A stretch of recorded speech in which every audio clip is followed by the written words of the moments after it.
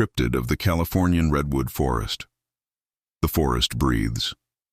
That is the first thing you notice when you step beneath the ancient canopy of California's redwoods. The air is damp, alive, and older than memory. Each trunk rises like a pillar of some forgotten cathedral, their crowns lost to the mist high above, where the light itself struggles to break through. The silence is heavy, not empty, but full of things watching, listening, waiting. Every sound feels wrong. The crunch of your boots on the damp needles, the shallow draw of your breath, even your heartbeat. Because in this forest, in this cathedral of shadows, you are a trespasser. And somewhere, between the endless trunks, something stirs. A presence, a shape. The redwoods have carried its whispers for centuries. The locals do not speak its name. The rangers avoid its territory. But those who wander too deep, they know the knocks. 3.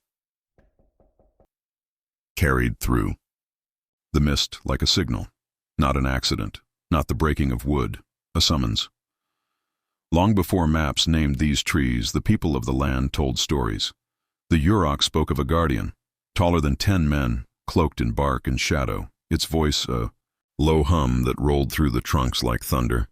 They said it was not beast nor god, but something between. Bound to the redwoods, it protected their secrets and punished those who dared take too much. When the loggers came in the 1800s, they brought axes and saws. The trees fell, but the stories did not.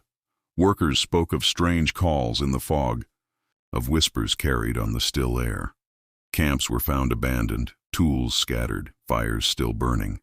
Some men vanished altogether. Others left, broken with fear, refusing to ever return. The legends changed with each telling. Some swore it was a giant, a wild man older than history. Others called it a spirit, bound to the earth itself. But all agreed on one thing. The redwoods do not forgive trespass. It always begins small. The forest grows too quiet. Birds vanish. The chatter of squirrels, the drone of insects, gone. The silence presses in until even the wind feels muffled. Then come the knocks. 3. Always 3. Some hear them on tree trunks, as though something massive strikes the wood from within. Others hear them in the distance, echoing through the mist, as though the forest itself is signaling. But those who survive, they all describe the same feeling, being watched. Then comes the smell. Rot. Damp earth, thick and choking, like something long buried has been unearthed. It follows you, clings to your clothes, nestles in your hair. Once it finds you, it does not let go, and if you linger too long, you begin to see them. Shadows that move when the forest is still. Shapes taller than the tallest trunks, slipping between the trees. Eyes, faint and glowing, where no creature should stand. One summer, a group of campers set their tents deep in the forest. By day, the world was golden. Shafts of light pierced the canopy, dust motes hung in the air like stars, and the ground was soft with centuries of fallen needles. They laughed. They cooked over the fire. They believed they were alone. But the forest waits for night. When the dark came, the laughter died. The air grew cold, heavy. Then the knocks. 3. Again, 3, louder each time. They shone their flashlights into the mist. Nothing. But one camper swore he saw it.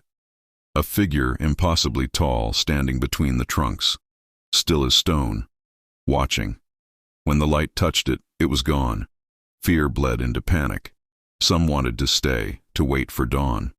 Others insisted on leaving. The group fractured. By morning, only 3 returned to the trailhead. The rest were gone. The search teams scoured the woods for days. No tracks, no torn fabric, no blood, nothing. Only a circle of branches, snapped and laid carefully across the forest floor. Not by wind, not by accident, by design. In the years since, the stories haven't faded. Cryptid hunters come with cameras, thermal scanners, sound recorders. Scientists dismiss it as folklore, misidentified animals, pareidolia, the mind inventing faces in the dark. But the forest does not care for explanations. Even rangers, the guardians of the redwoods, speak carefully when asked. One told of a night patrol when the fog rolled thick through the groves. The world fell silent, the kind of silence that makes the hairs on your neck rise. He stopped walking. Then he heard it. Breathing. Not his own. Slow. Deep. Inhalations that rattled, like wind through a hollow trunk. He turned his light. Nothing.